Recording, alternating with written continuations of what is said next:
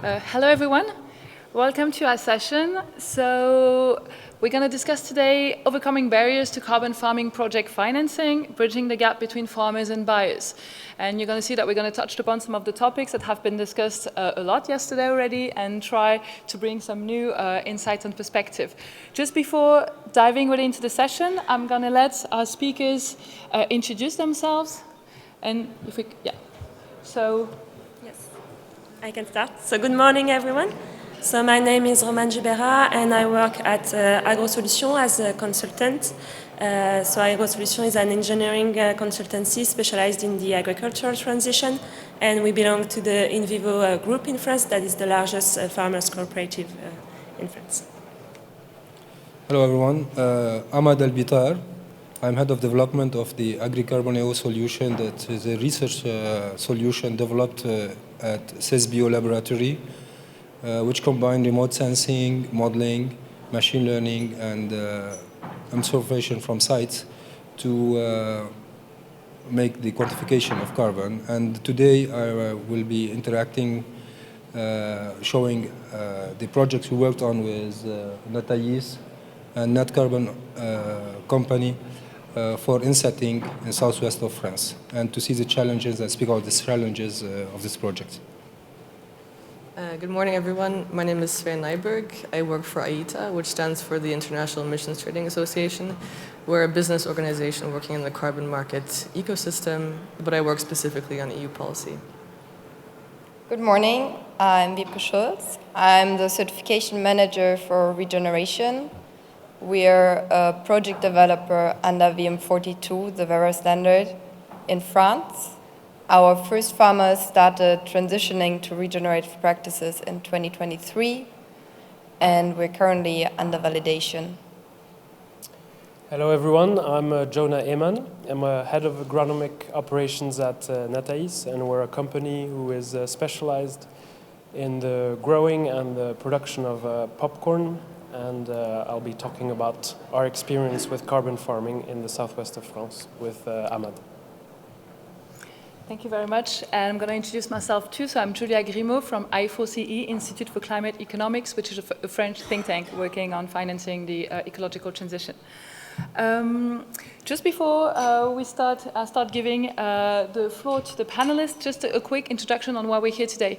So just to start off with a kind of French example and French feedback. We have several of also French stakeholders on the panel on why we're here is that we have noticed, as you know, we have a French carbon standard, French carbon certification standard for a few years now in France, and we have noticed that there is actually a discrepancy in terms of access to finance between different land use projects, between forest projects on the one hand and agriculture projects on the other hand. And what we've noticed in France is that for forestry projects, there's not that much problems getting access to finance and to outside value chain financing. Not all projects are pre-financed, but most of them, and it's not really a big deal, I would say, for the project developers to get access to those private fundings. But that's not the same for agriculture projects. There was a lot of supply. We have project developers and aggregators that have actually managed to get certified a lot of farms, but access to funding is a lot harder. Agriculture projects are harder to sell. And so we've been discussing with the French stakeholders on why is that. And there have actually been several reasons that have been brought forward, that have been discussed. Just to name a few of them, there is the question of attractivity that has been mentioned. Maybe forest is maybe more sexy, I would say, for especially for outside value chain buyers, that it's easy to see the impact of planting trees. Maybe it's harder sometimes to understand the benefits of livestock emission reduction project, for example. So that's been one of the possible reasons. Another reason that have been discussed is the carbon price, is that we have noticed also that forest carbon projects tends to be a little lower, tend to have a lower price, some little lower price, I would say, than agriculture projects, so around 30 euros per ton for forest project and maybe more around 40 euros per ton for most agriculture projects, knowing that some of them for hedgerows, for example, are a lot more expensive. And the last element that has been brought forward is this question that we have discussed a lot yesterday already of the claims, of the problems from getting financed from within the value chain because of agro-industries being reluctant sometimes to finance because of uncertainty about allocations. If I finance on my scope 3 within my value chain, what can I claim? And all these uncertainties tend to deter a bit funding from within the value chain. And at the same time, we've discussed a lot also since the beginning of this summit of this blended finance, of combining different sources of finance. And what we see is that even sometimes when farmers would want to combine funding from within the value chain and from outside the value chain, maybe because on some project the carbon price is lower than the cost of practices and the transaction cost. They can't really do it either for this question of double claiming, that they can't really have access to finance from outside the value chain because it's on the scope here on the agro-industry, and there's this problem of double claiming. So, well, this is some of the topics that we're going to dive into today on trying to better understand what are those challenges, what are those problems, what has been witnessed or not from the different perspectives of the speakers here in the first part of the session. And in the second part, we also see how some tools, MRV tools especially, developed by some of our colleagues here, actually can help solve part of those problems. Maybe not all of them, but part of them, especially on this question of claims and allocation. And so how can it help us, and what is left to do, and then what are the recommendations that we can then provide for the CRCF so that the problems, I would say, that we witness in France, for example, on this for this funding does not happen within the CRCF. So without further ado, I'm going to turn to our speakers, and first to Roman, who is going to explain a lot better and more deeply this question of claims. Thank you very much. Yes, so as I was saying, Agrosolutions is an engineering consultancy specialized in the agricultural transition with a focus on economic models and also environmental impact measurement. So on the low-carbon transition of agriculture, we support farmers and value chain actors in deploying two types of MRV and rewarding scheme. First is carbon farming, so we conduct a full carbon footprint and tier-free MRV at the farm or crop rotation level, measuring greenhouse gas emissions and carbon dioxide removals.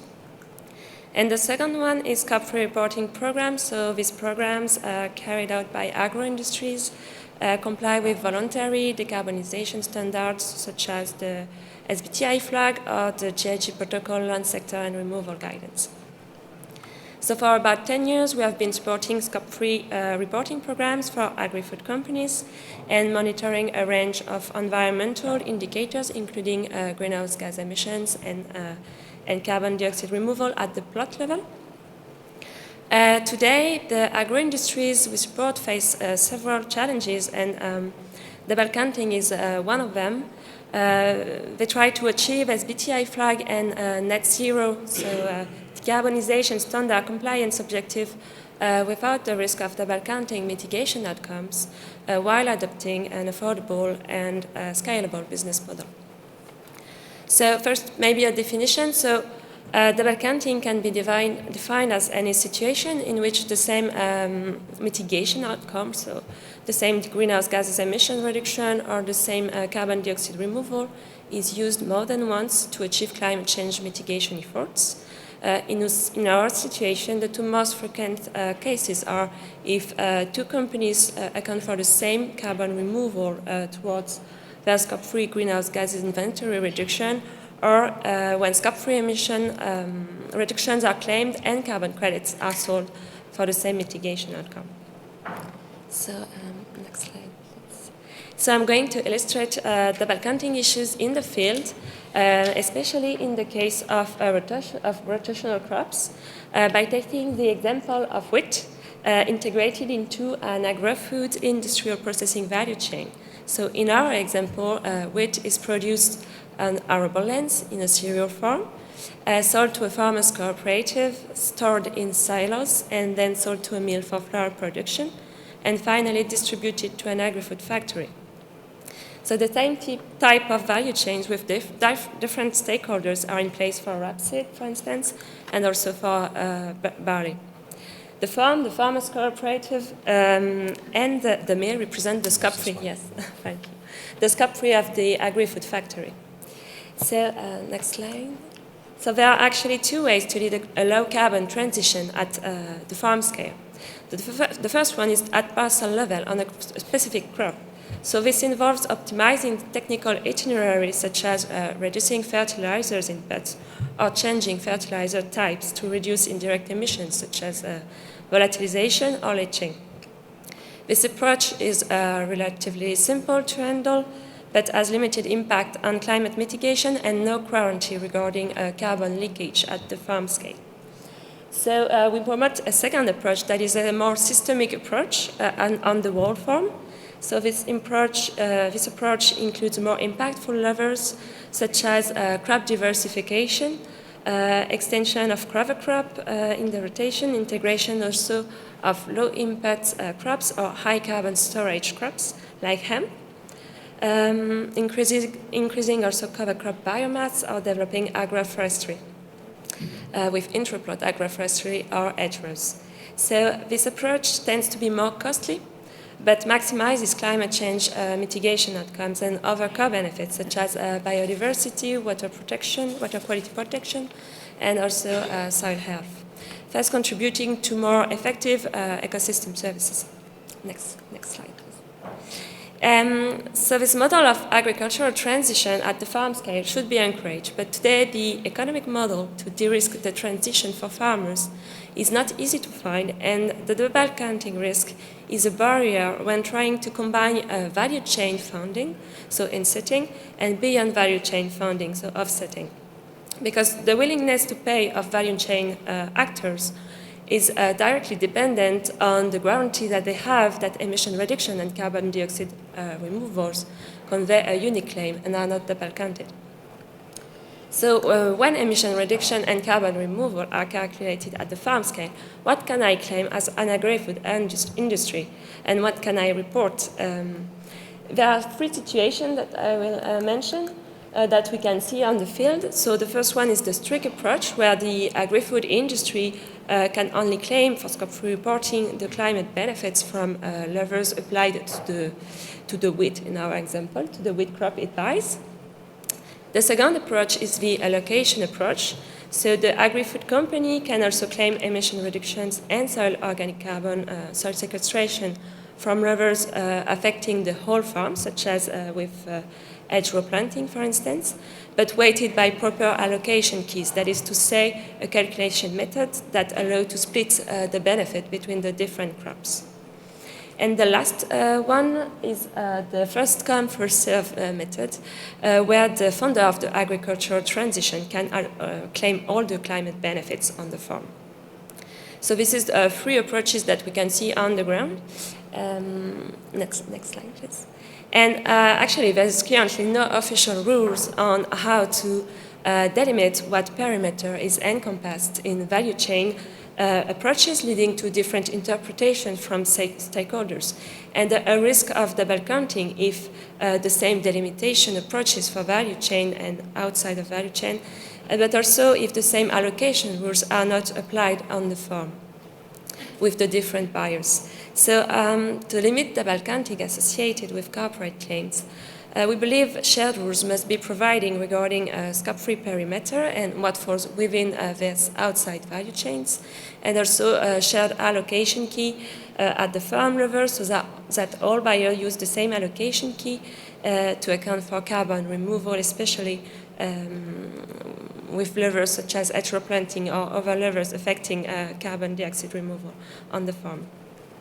So when this is clear, what falls outside the value chain can be reported by a buyer as carbon credit when it's not reported as Scope 3 emission reduction. And so with clear rules and shared rules mainly, we believe that it's possible to stake insetting and offsetting financing. Ideally, these rules could be simplified and automated in MRV tools to simplify the reporting, but that's something we will discuss in the second part. Thank you very much, Roman, for this very clear explanation on illustration of the problem. So now I'm going to turn to Ahmad. According to you, how do you feel like the CRCF could help solve this double counting issue that have been just mentioned? Yes, so thank you for all the details that have been presented here. I will concentrate more on some technical aspect on answering this challenge.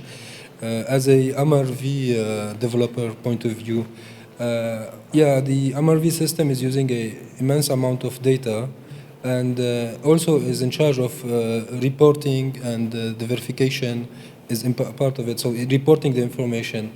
One thing that we notice when we read the directive that has been voted for last year, that there is a explicit mention to the fact to trace the reporting in a common database that will be first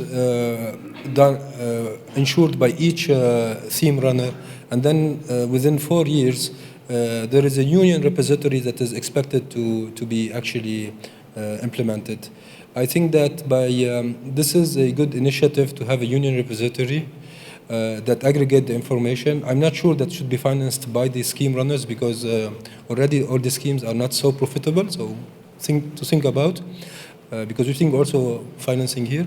So then, in this case, these union repository that will aggregate the information and to ensure about double counting, to reduce the risk of double counting, it would be interesting to investigate more clearly the blockchain technologies on traceability to each of the exercises. And it won't be without challenges also, because we know that the parcel ID or uniform parcel ID in Europe is a complex notion also, because it changes in time for every year, and the schemes sometimes run for several years, you see.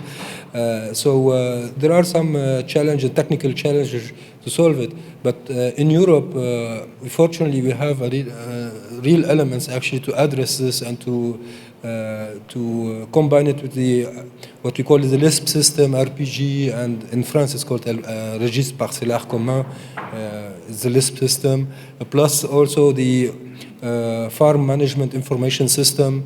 So all these elements exist, should be actually used to their full capacity, because they will reduce the charge on the farmer, because farmers are saying this all the time, we need to have less administrative. So this means that we need to connect these systems and make sure that if we create a new database, that it takes advantage of what's existing already. Thank you very much, Ahmad. I'm turning now to Jonah as an industry. Can you tell us a bit more about your challenges regarding all these questions? Yes, so first, before I talk about the challenges, I think it's important that I share how we got to where we are today. So Nataïs was a company founded by my father, who was 30 years old now. But originally he was a farmer, and we are still farmers today. So I'd like to say I'm here as a farmer and as an industry. So during the 30 years of the development of our company, we've always tried to push what we thought on a farm level sustainable practices into or grow a network, because we work with about 200 farmers in the southwest of France.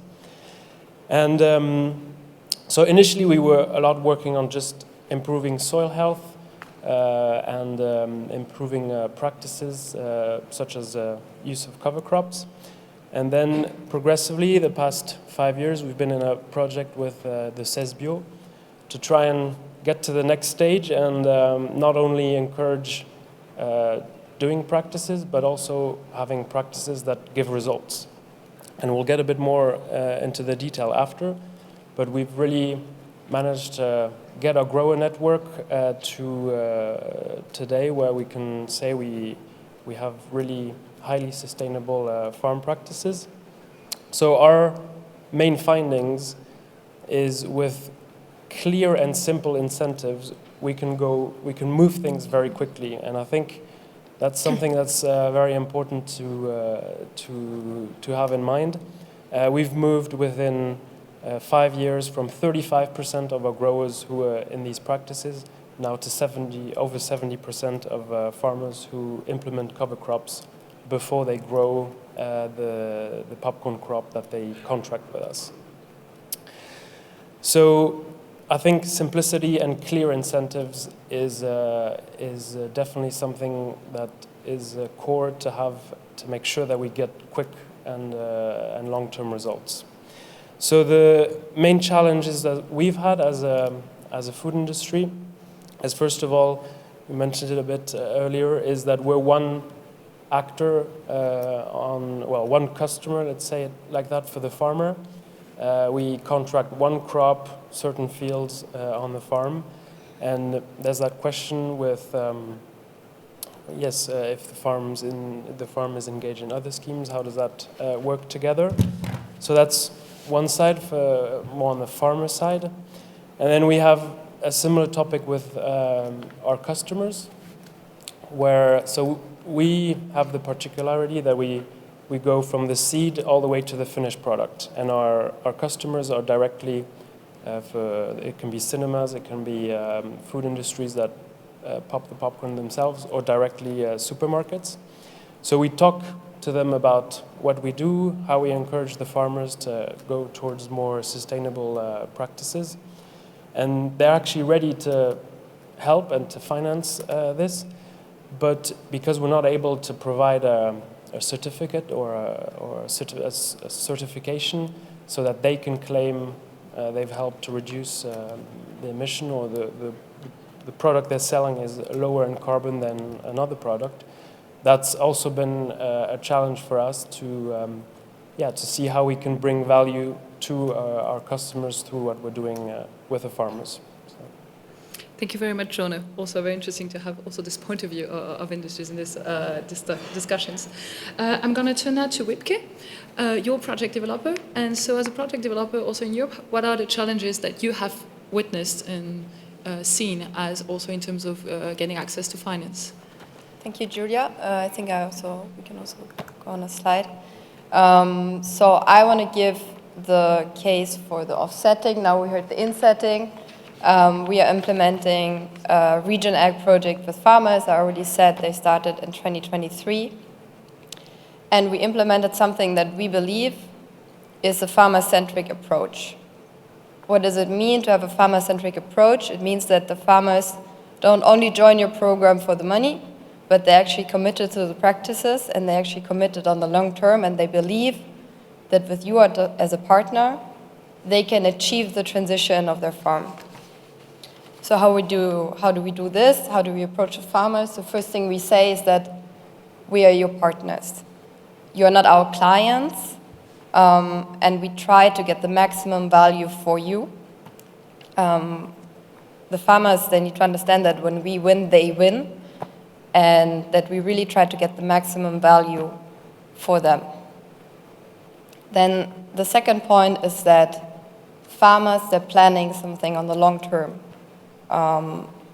We're not there for 2 years implementing some practices and then we're gone.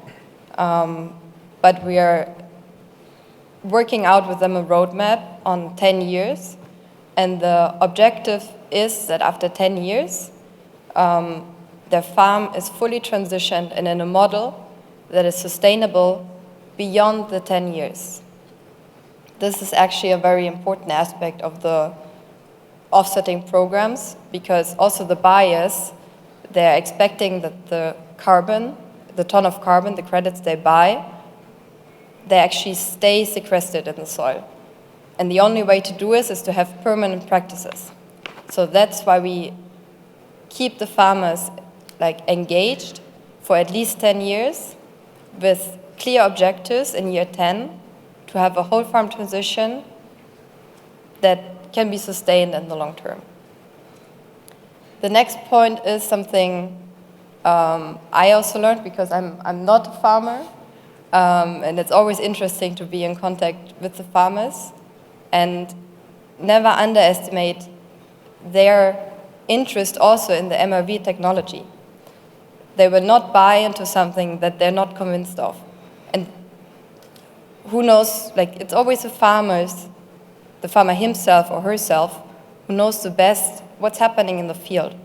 And if you're proposing them a solution that's giving them an approximate, an estimation of what could happen in the field, and they don't understand how do you get to that value of, for example, a soil organic carbon stock, it creates frustration and it creates misunderstandings, and in the end they might not follow your program and they might not be motivated on the long term. So what we see is really engaging for farmers is a promise that you take soil samples, because that's what they know. They know their soil, and they know you can only estimate the real things that are happening in the field by going there and looking at the actual soil, because I mean, it's called soil organic carbon. So at some point we should look at the soil. And that's also what the farmers expect. And it's only one argument for the soil samples, but I think it's quite a strong one. And then the last point that we implemented is an agronomic support, individual agronomic support, actually, where every farmer is put in contact with an agronomist who specialized in the farming type.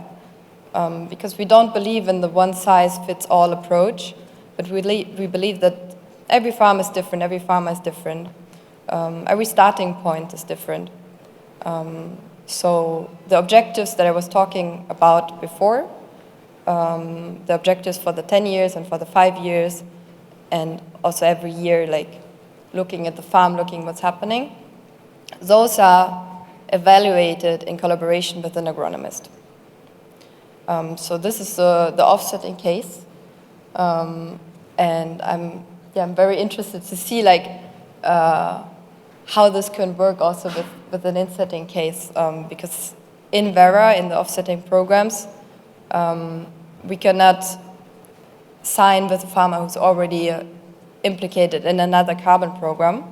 But what's possible, of course, we have an MRV approach, and there are only so many emission reductions on the farm, there are so many emission removals on a farm per year, and then I believe you should be able to attribute them to the supply chain or as offsets to allow for a whole farm transition and to have a farmer who can be the whole time accompanied and the whole time in practices.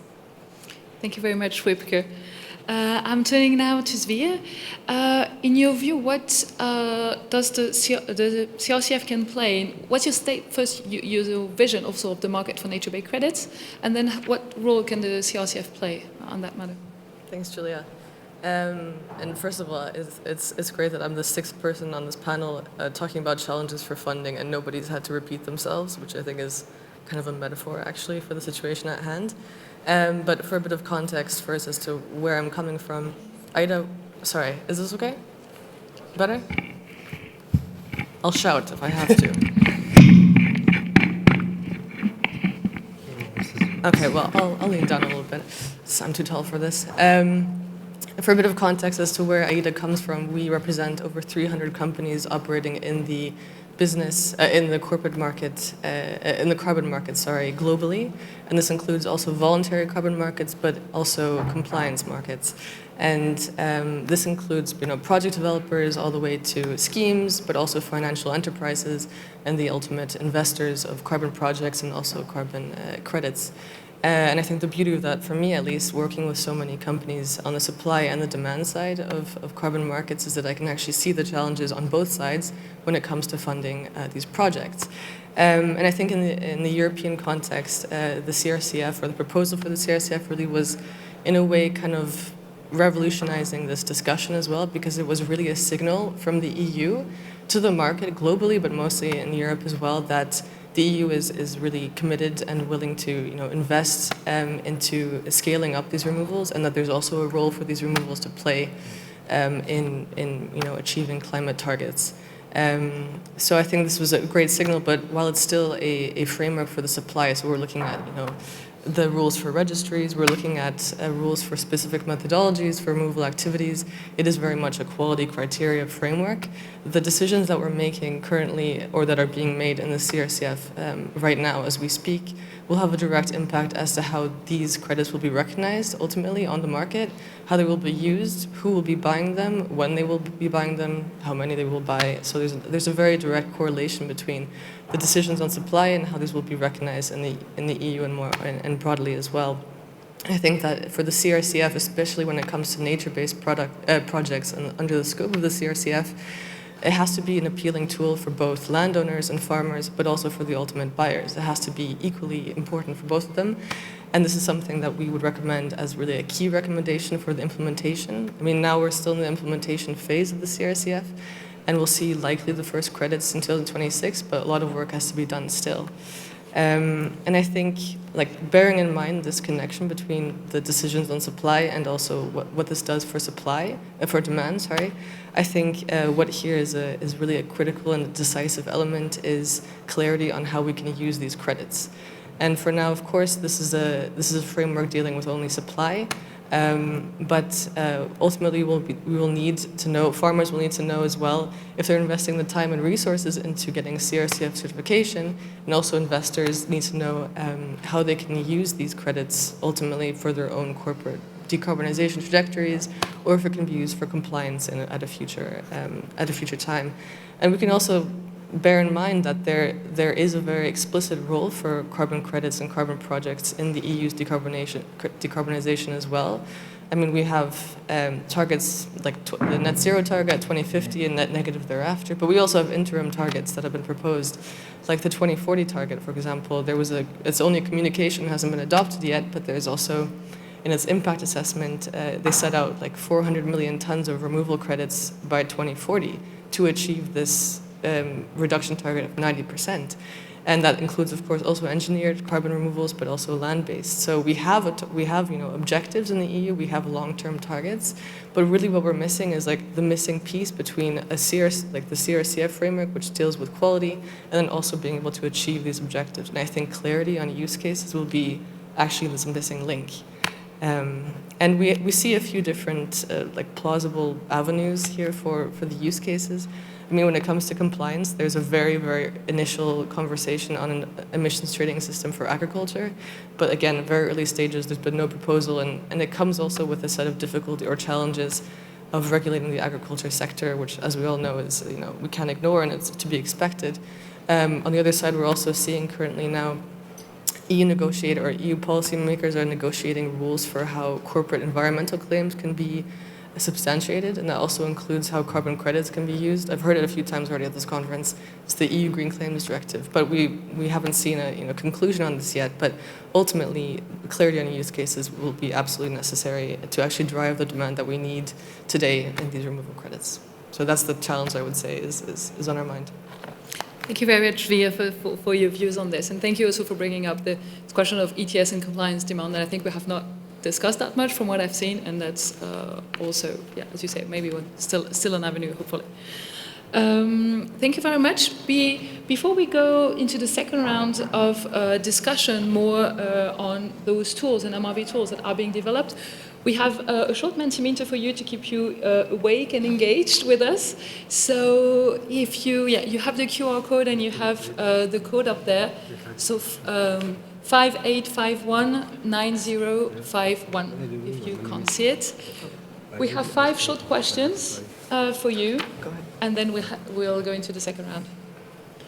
So first question, are you already involved? And when we say involved, it's not necessarily just project developers. It can be also people that are not necessarily building the project, but working around, so that you include as many people as possible. Because what we're discussing also today is also based on what already exists, and so it's interesting to see how many of you are already implementing or contributing to implement projects on the ground. So I think that's the majority for now. Majority of you, will give you just a few seconds to answer. I thought of a question maybe I can ask our colleague sure. to complete, because it was very interesting intervention, and I thought that you spoke about the expectancies for the CRCF. And I've noticed, compared to the last summit, there is some fears about the CRCF that emerged today with some first comers into the market. Can you tell us about the fears for the financer part from the CRCF also? Because there are 2 parts of it that need to be considered. Like what are the things that could be over legislation or stuff like this? I don't know, your opinion from financing point of view. Yeah, sure. I'm happy to answer that while we wait for the responses here. And I also was at the first summit in Valencia, and I agree that at that point we didn't even have I don't think we had even the text of the CRCF, so the conversation was a bit shifted, or has shifted now. But I think some of the concerns, at least from what we've been hearing, in our membership and also in the community in Brussels especially, is that, of course, we want to avoid a duplication of work as well, because a lot of these projects have been existing, of course, not CRCF certified for many years, both engineered and also land-based. But now we're having a new system, as you mentioned, a new registry. There have been existing registries already under under schemes. We have, another administrative burden. It does seem like, in the end of the day, perhaps an additional cost and a lot of administrative burden for something that has been operating already. So, of course, we want to avoid this. And there is added value to the CRCF, or this is how we expect it to work, but the added value has to be clear. And I think that was driving my point on use case, is that kind of also is the additional value of the CRCF, or else there will be no demand even from the supplier side. Thank you for this. Thank you. Yeah, just so that we can move to the next question. So I think most of you are involved. And so, now which country are you operating, or which countries, if there's several, you can answer. And thank you for your discussion.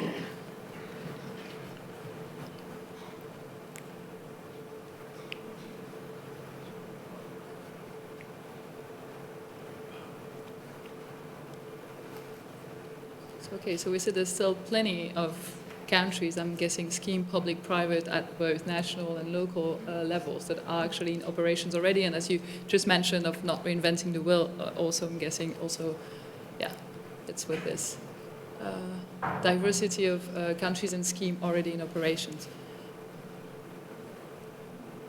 Okay, so we see France, Italy, Spain. I'm guessing we've heard of some of these experiences already quite a lot throughout the summit.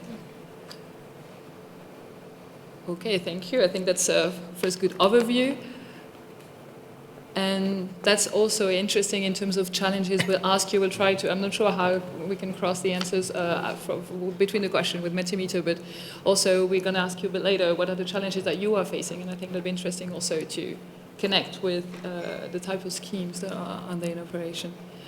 Thank you. We're going to act to the next question.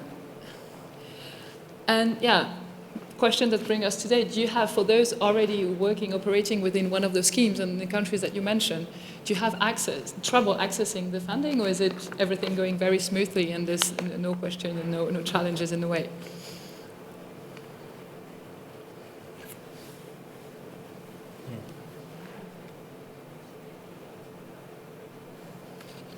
Because as you were saying, building on what exists, this is what we were trying to illustrate and show with the intervention here is if we have the challenges already within those schemes, how do we make sure that we try not to reproduce them at the CRCF level and try to make the shortcuts to really unlocking those fundings.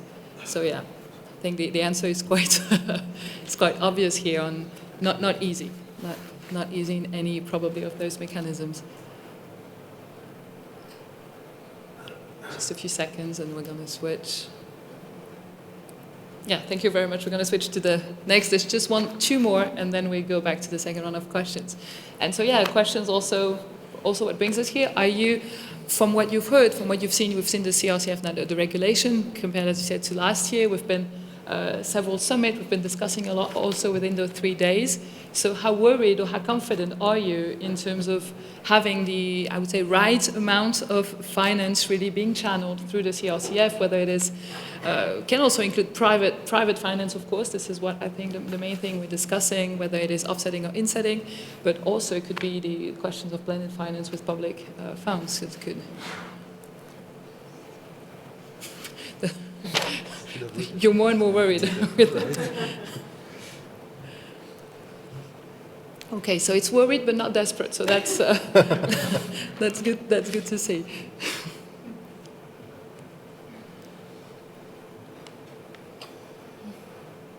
Okay, thank you. Thank you very much. And very last question, directly regarding the topics. The topics we just discussed. According to what we've touched upon, double claiming, we touched not that much, but a bit common price. We discussed indirectly question of permanence, all the challenges that within the session and with the others could a bit deter the finance for nature-based credits and especially agriculture credits. What is the main challenge that you witness, actually? What you think is the... And I think, this is a cloud word, I don't remember the type of question.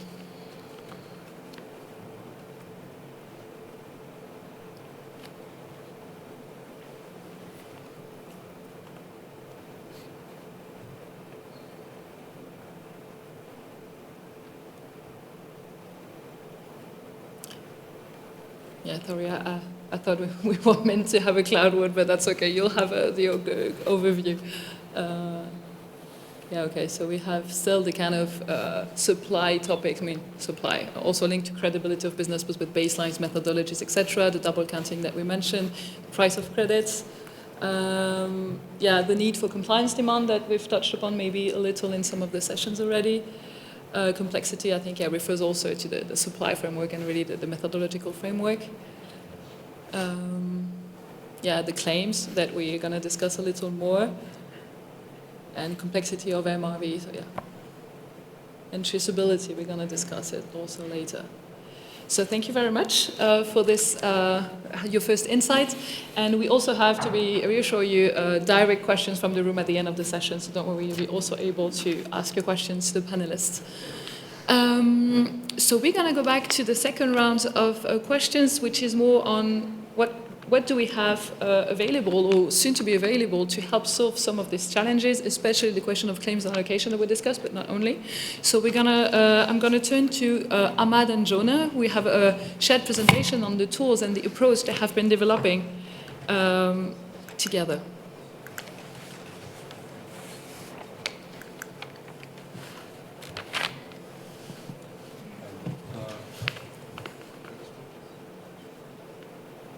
Hi? Yes, it works.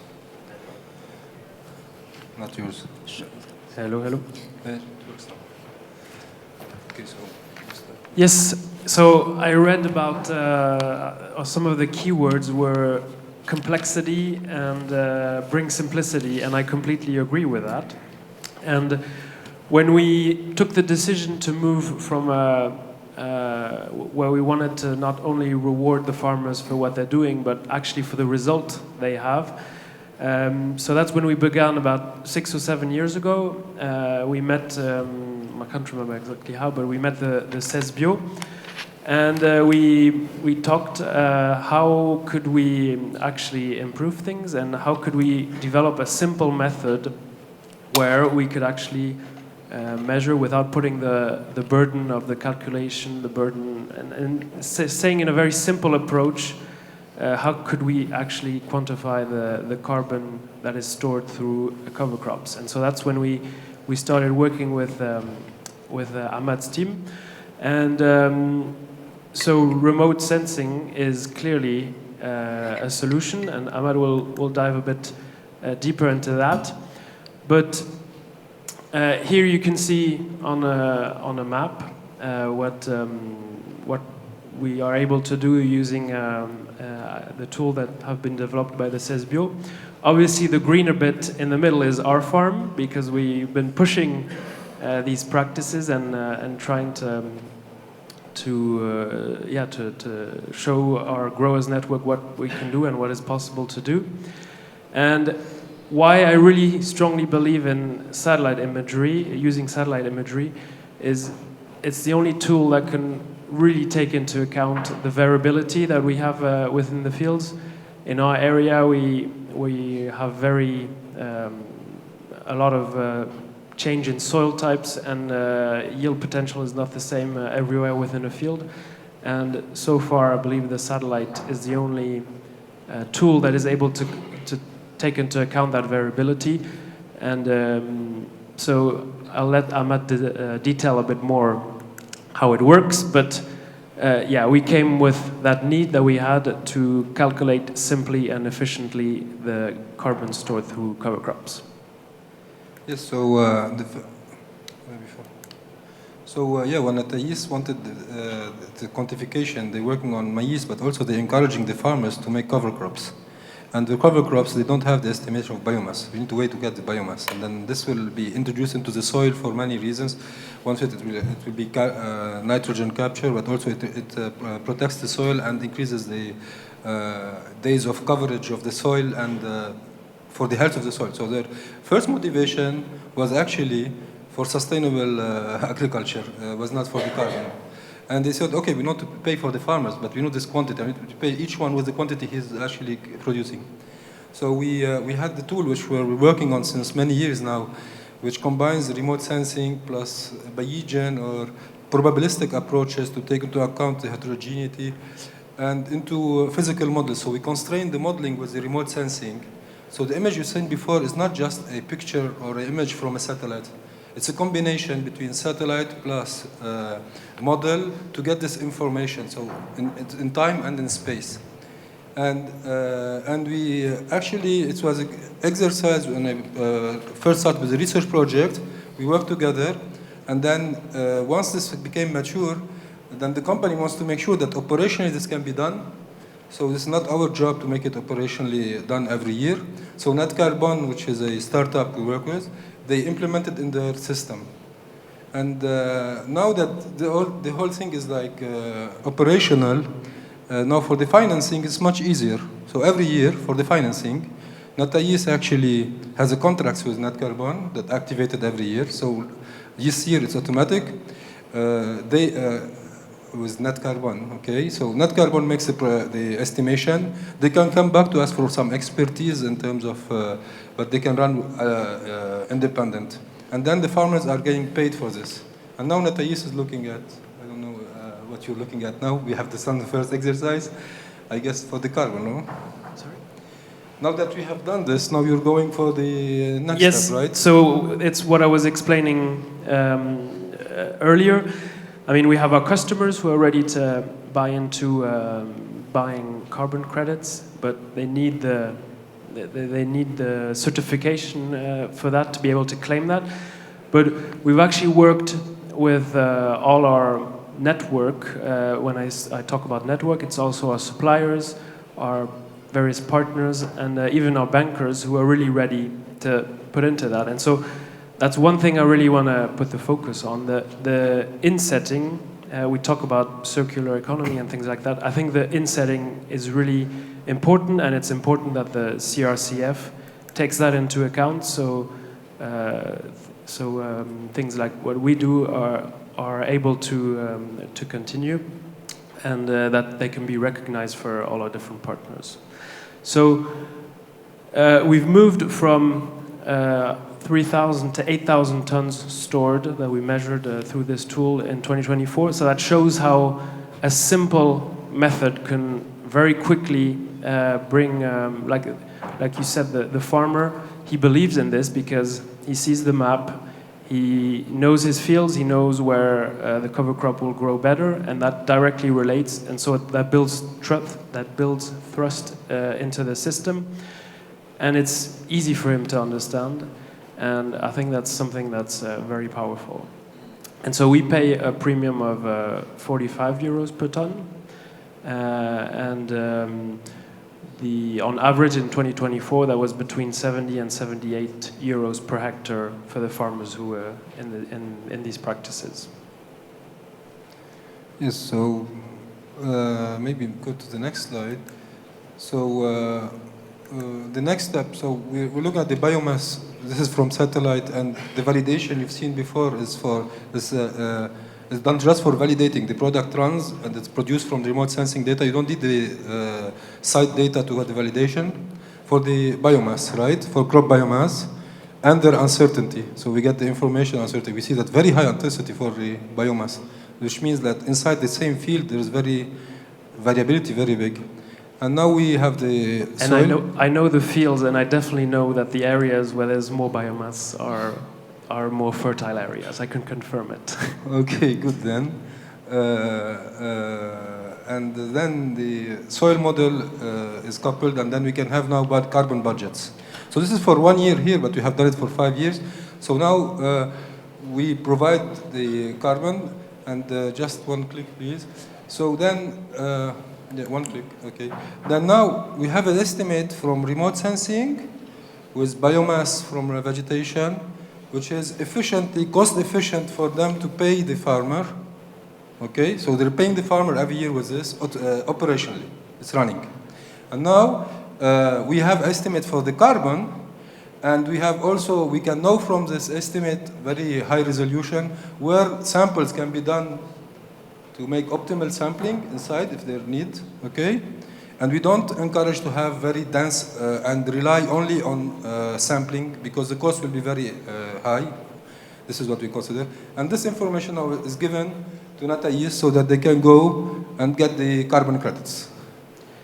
And you, what I really think also is great is it's a tool that's very easy to scale up. It's a tool that is cheap to run, and I think it would be a shame if we put in place calculation methods and frameworks or that rely a lot on sampling, on entering data that could be quite expensive, on having expensive platforms. So here, out of the total budget we allocate to the carbon to reward the carbon farming practices, we have 98% that goes to the farmer. There's only 2% that is used for the calculations, and I think that's, as a farmer, I think that's really important. He's the one doing the job, and he needs to get the vast majority of the reward, and through this tool we really enable that. Thank you very much, both of you. Very, very interesting and illustrative also example of what it can look like. I'm going to turn to Roman again to try and also link the use of those tools that you worked with also with this question of claims and allocation that we've discussed before. Yes, maybe a bit of background. In France, Agrosolutions contributes to the development of contributed and still contributes to the development of the low carbon label method for arable lands. To the French official certification scheme for greenhouse gas reduction or carbon dioxide removal project within the French territory. So we have built an MRV tool that is called Carbon Extract that quantifies emission reductions and carbon removals at the farm level, and that is aligned with this low carbon label. And currently, when we are working with farmers cooperative or agri-food companies, that are financing the transition, we need to manually recalculate what can account for scope-free greenhouse gas emission reduction and what can be sold as carbon credits to other stakeholders. And so this involves manually allocating, as I was saying, greenhouse gases emission and removals per crops. So at the same time, we have a tool for corporate reporting regarding scope-free greenhouse gases emissions that is called SMAC-TRAS. So this tool is more of a data processing platforms and has the advantage of being directly connected to farm management systems, so FMS, direct primary data from agriculture, from farmers. And so this tool is built by SMAG, that is another branch of the In Vivo group, and a French leader in farm management systems, offering digital solutions for nearly 50,000 agriculture in France.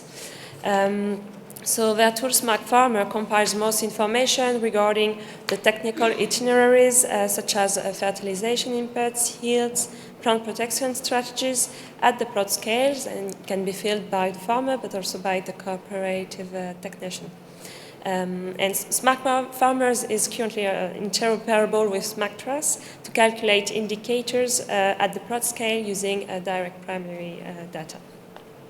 So with this consideration and the problems we have with allocation and extra, we wanted to rely also on the work made by the CESBIO in the frame of a new generation of MRV tool that would integrate much more automated calculation, automated delimitation also for scope-free perimeters, automated allocation keys, and automated connection to farm data to facilitate the reporting of scope-free emissions.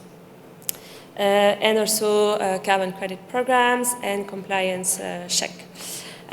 So the purpose is in the frame of this new European project is to collaborate with multiple actors and solution providers facilitate and automate data collection at the farm level, integrating also development in remote sensing, because we believe that it's a good way to strengthen transparency and robustness using remote sensing data. This tool that will be developed in the context of this new European project could be also connected to a centralized Europe and geographically explicit registry in the EU with parcel data information. And the platform also a marketplace for the sale of carbon certificates, so carbon credit, providing also information regarding the end use of insetting and offsetting certificates. This would be a way to also reduce the double counting risk I was talking about earlier. So the main things to remember is the automation of data collection, of quantification, of baseline procedures, also the connection to a specially explicit registry with plot-level information regarding emission reduction and carbon removals, and also a connection to a robust marketplace where we have the information regarding all the carbon certificates generated. So this would help traceability for blockchain and also improving trust in carbon markets while reducing administrative burden. Thank you very much, Roman, for closing also this very interesting chapter on those tools and what it can actually allow us to do. I'm turning to Wipke. From your perspective, could you also explain a little more? You started already a little, but explain a little more how you solved this issue and how you managed to meet demand actually with your own initiative. Yes. Oh, yes. Switch one slide. So we talked a bit about the insetting approach. We talked about the offsetting approach. I think, again, what's important is to keep in mind the farmer and the insetting approach. It's very interesting, but I think we can agree that most farmers, they don't only plant maize. They have a rotation of several crops. And the regenerative farm in general, like, it's more complex than the conventional farm. So the aim is to build longer crop rotations, to bring in new crops, to bring in new varieties, to try different methods of tillage. And this creates also a farm with a lot more variety, and more variety also poses the challenge that there are more data points on the regenerative farm. And I think this is one aspect that also can challenge the satellite models, because they have to be calibrated on certain crop types. And when you have a lot of crop types and maybe also some that are not so conventional, it's getting more difficult to have a model that's working on the whole farm the whole time. And I think the optimal approach for the farmer would be that we can combine all the sources of value, and the scope 3 and insetting is certainly a source of value, but often it cannot cover the need for the whole farm. And I think that is when the offsetting can come in. And what I see is that the most logical approach is to have like a united MRV approach. We know how many reductions, how many removers are created on the farm, and then we have allocation mechanisms between inset and offset. And the farmer first doesn't face the risk that he's subscribing to a program and then he's excluding him or herself from another program, or the risk of double counting, that the farmer becomes reluctant to even subscribe to anything out of fear that he could be challenged, she could be challenged on subscribing to several funds while not being eligible. And like, we should really take this responsibility away from the farmer, and that's a recommendation to the CRCF to be very clear, give very clear recommendations on this allocation mechanism between scope 3 and offset, to de-risk the farmer and to take this worry away, and to be very clear on that. And then also, as I said, the regenerative farm is complex, and to allow for this complexity and to not choose MRV technology that could mean that the farmer has to optimize, or that he is consulted by the partners to optimize for the MRV technology instead of for the reality, which is the soil organic carbon stock and which is the regenerative transition. And I think one solution, it contains soil sampling, because soil sampling, it's can seem simple, but it allows for this complexity, because we can go to any field, no matter if it's a perennial, no matter if it's experimental crop type, if it's something new, if it's a cover crop, no matter the tillage practice. We can always go and dig a hole and look what's happening there. And then, of course, we combine it with models, we combine it to extrapolate, to optimize the sampling strategy. So, yeah, these are the points. Thank you very much. So we see also, the different approaches that are being discussed, and it's very interesting. I see to see also that there's still a diversity on the table with very good reasons in doing so in both cases. Turning to Svea now, if we go a bit beyond this question of double counting traceability, what do you think are other challenges? There's one we have not discussed much yet in this session is non-permanence, for example, and the question of temporary credits that I know we have discussed in other sessions, and they also a worry from some stakeholders, both for agriculture and forestry. So which market do you see for nature-based credits in regards maybe to these questions of permanence and of temporary qualifications, and what would be also your recommendations? I mean, of course, double counting has been absolutely a point of conversation in the CRCF discussion, but there are, of course, other concerns, especially when you group nature-based or land-based removals with permanent. There's always going to be discussion of having, addressing the very unique set of concerns for both of those type of removal credits. And specifically, as you mentioned, also there's this risk of reversal, which has been a huge topic as this policy has developed. And I think, there's also other issues like liability, for example, which is actually a concern for all types of removals, or making sure that the monitoring period is long enough or correctly executed as well. But I think when it comes to like this non-permanence versus permanence discussion, I think MRV, and I'm seeing it, on this panel, but also over the last 2 days, how incredible the advancements have been in MRV and the potential of MRV tools in actually addressing this concern of non-permanence specifically. Our general recommendations always for the CRCF moving forward until it becomes operational next year is that the implementation actually does make best use of the market infrastructure that already exists. So as I mentioned in your question before, these projects have been operating for decades sometimes, and land-based, of course, especially projects have been operating for many years beyond that. So our recommendation would be to make sure that we're actually using the best practices and know-how of these experiences and trying to work them into the secondary legislation that we'll see, which will be the implementing rules of the CRCF itself. And I think, especially with MRV, in the last few years, the innovation, the case studies I've seen in yesterday and the day before have been, are mind-boggling in a very positive way. And especially there with such a new kind of, research and development area, that's specifically an area that we would recommend, really taking into stride when it comes to rules for CRCF. Thank you very much, Svea, and I think that kind of closes our second round of questions. If any of you wants to add something or react to something, please do so. Don't hesitate to raise your hand, and in the meantime, I guess we can take some questions from you also on all of this. So I see Klaus here, and there are 2 mics, so please, you can raise your hand and we can...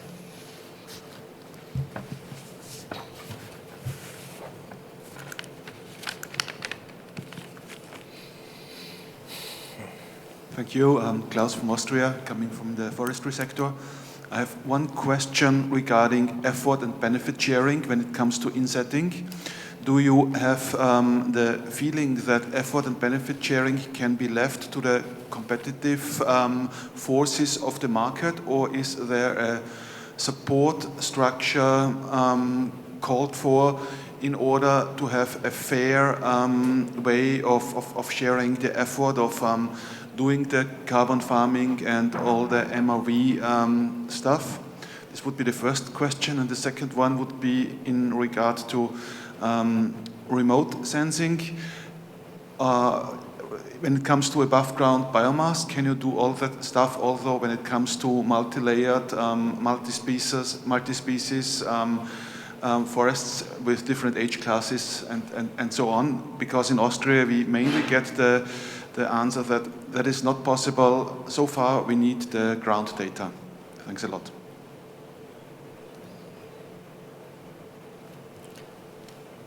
Do you want to do the remote sensing?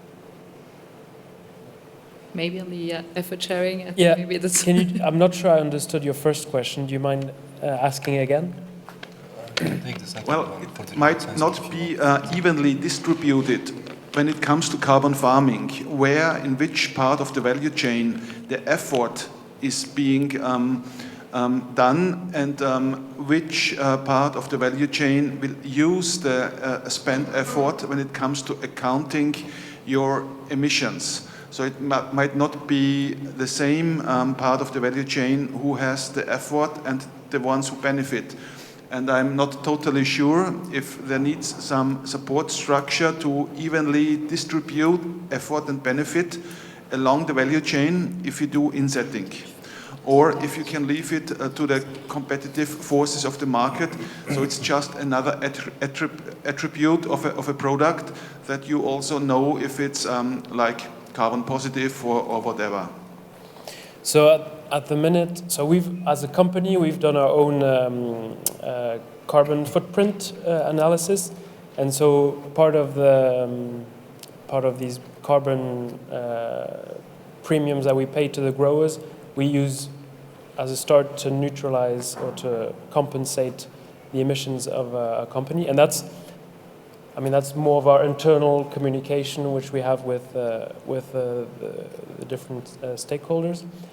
But the next step, because there's so that would be for scope 1 and 2, but the next step is to see how we can get our partners so that they can also contribute to, well, I mean, it could either be for them to be able to claim they buy a popcorn that's zero emissions or carbon neutral, whatever we want to, however we want to call it, or that they have also done their own carbon footprint and that they want to contribute as well by buying available carbon credits that are available in their value chain.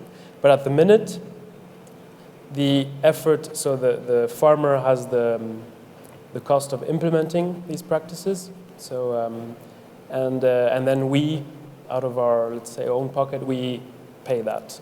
We pay that effort that the farmer has done, and we actually, because there's a certain risk by putting in cover crops, and we actually have let's say insurance where whatever happens, if the farmer has put in a cover crop, even if he doesn't reach 1 ton or 1.5 tons or whatever he could claim for, but he has a minimum guaranteed of 45 euros per hectare, which, I mean, it's not a huge amount, but at least it covers his costs of implementing the cover crop in case he doesn't get a good result.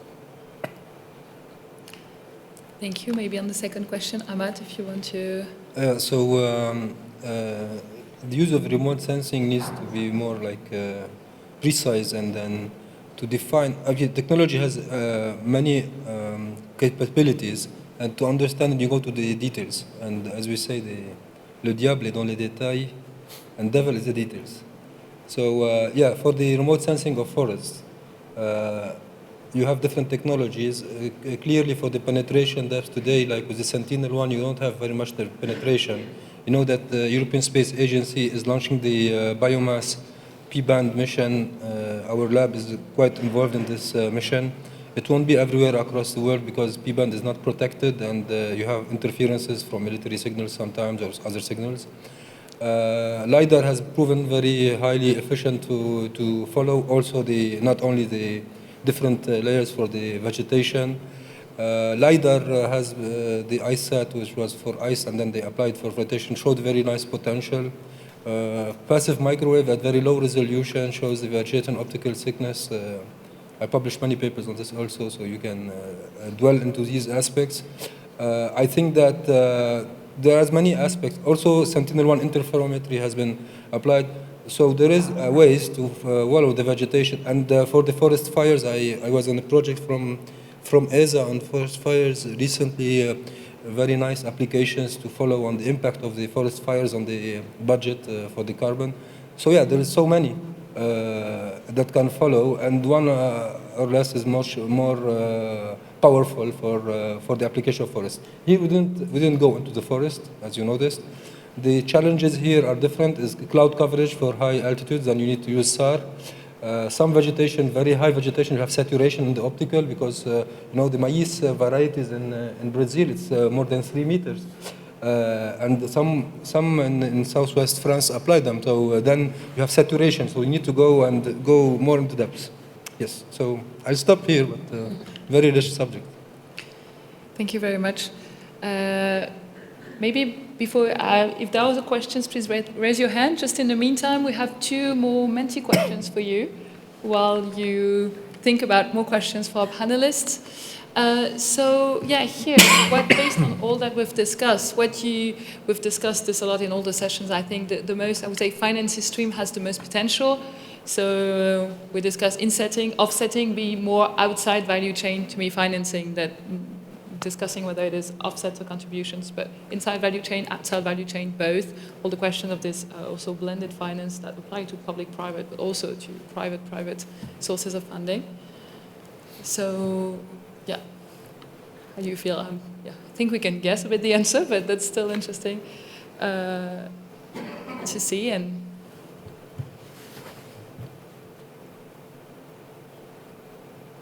it's been interesting to see what the neither is about, if it's about we need public funds or we need compliance. That'd be interesting if, at some point also, if you have no more questions, the people that it's a neither could explain what they have in mind, if it's private or public or something else. Yeah, can I ask my question? Yeah, sure. Thank you for the interesting discussion. I had a question for Wiebke from ReGeneration. What is the current carbon credit value? And second question, have you already... So can you, the current? Value of your carbon credits? Okay. And also, have you been working on such a combination of insetting and offsetting from ReGeneration? So the current value of the carbon credit, we follow the VM42 methodology, which was, and we entered in the process last year. We're still in the process of emitting the credits, so they're not available yet, and we don't yet have a buyer's response. However, there's one project that came through and that has credits called VCUs on the market, and they're currently offered at a price above $100. And the second question was if we have an approach to combine inset and offsetting. It's currently not our focus. We focus on establishing the measurement of the soil organic carbon stock and the credits. And so it's a unified measurement approach. We don't differentiate whether between insetting and offsetting. And then we are open to distribute these credits when they're available, whether it's a use for insetting or it's a use for offsetting. Thank you very much. And just to quickly comment, I think the results were very interesting. First, that no one actually believes in funding outside value chains. That's what I understand from the slide. But that's interesting to witness. This is the discussions that we have, but I think that's interesting to witness here, that you feel like there's a potential, it's really within the value chain. We have heard also already, but I think that's interesting to see. question of combination and all, I think the relevance of the discussions that we have also around the claims and around that we need to be able to combine at some points different types of finance, and if we want to really make the agricultural transition, that's what I get also from this, that lots of speakers have said already, but I think this also confirms the need that we find actually the solutions that the farmers doesn't have to choose one funding stream or another, but actually be able to combine both, especially when there is high cost. There's one. Oh, okay. Well, okay, but still, so there's all the options and a bit for everyone. So yeah, thank you for coming up on this. But no, that's interesting for the combination, and that'd be interesting for the neither if it's whether you don't believe in voluntary finance, because you think that, as it has been said and heard, that it's never going to be enough anyway. We're going to be able to scale up with voluntary. So if it's that's behind, and we need CEP, we need compliance with an ETS or something else. I don't know if one of you're not forced to, but if you want to raise your hand and explain what's behind, that'd be interesting. But if not, that's fine too. Very nice idea. Maybe online, huh? Yeah, or we have both you online. You can see us also, afterwards. Right? But yeah, I'm not seeing any hand raised. But okay, we're not forcing you. But interesting. We have another question for you. And yeah, what elements of the discussions we heard, maybe you're going to have similarities with the question of the challenges before, but do you think we should take into account for our recommendations for the CRCF? You know that each session is going to provide recommendations after this summit, so from all that you've heard and all the situations you're in and the challenges you are facing, what would be the main elements that you think we should put forward and bring to the Commission? And if there's other questions to the panelists in the meantime, feel free to raise your hand too.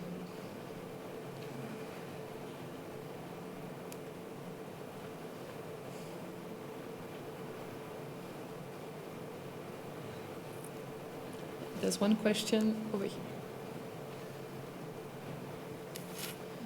Yeah, thank you. I have a question about the 2 ton of CO2 captured with the crop rotation, and there was also a cover crop, and I was very curious which type of cover crop was used, because 2 tons of CO2 per hectare in Dutch standards is pretty high, so I'm very curious. So in that particular situation, so we have a wheat-corn rotation, and we have quite a long period between the wheat harvest, which in the south of France is end of June, and we have quite a long window between the end of June and the following April where we plant our corn, and so we're actually able to put in 2 cover crops. We have what we call a summer cover crop, which we plant and let until the end of September, which is usually sorghum or these types of crops, of cover crops, because they're able to grow very big biomasses with very little water and high heat. And then we destroy that cover crop, and then we put in what we call a winter cover crop. In our case, we work essentially with faba beans. It's a cover crop that's worked quite well for us in the southwest of France. And same, we establish it in just after the sorghum, so end of September, early October. And then at the beginning of spring, we destroy it. And I mean, if we combine the 2, we manage to have more than 10 tons of biomass during that cycle. So, yeah. Thank you. Do you have other questions? Yeah.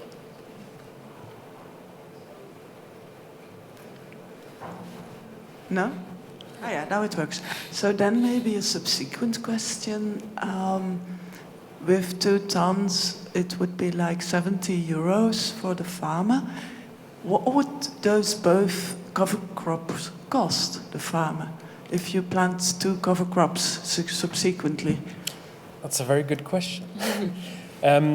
So when I said 2 tons, we actually have cases where we go way above that. So that's the first information. But generally, we estimate that implementing a cover crop costs between 70 and 90 euros per hectare, compared to not implementing a cover crop. So we're only financing part of it. And that's also why we need more financing to come into the equation. And, but at least our minimum of 45 euros per hectare pays for part of that. Yeah. Thank you. Do you have other questions? There's one here. Yeah, I love the idea. That's good. I love the idea of a base price guarantee. Getting halfway to the cost of offsetting that probably isn't going to be enough to incentivize huge uptake. So is there a way of bringing in government or local authority guarantee in addition to that in a public-private model? Because local authorities, national governments have a lot to gain from this as well in terms of NDCs.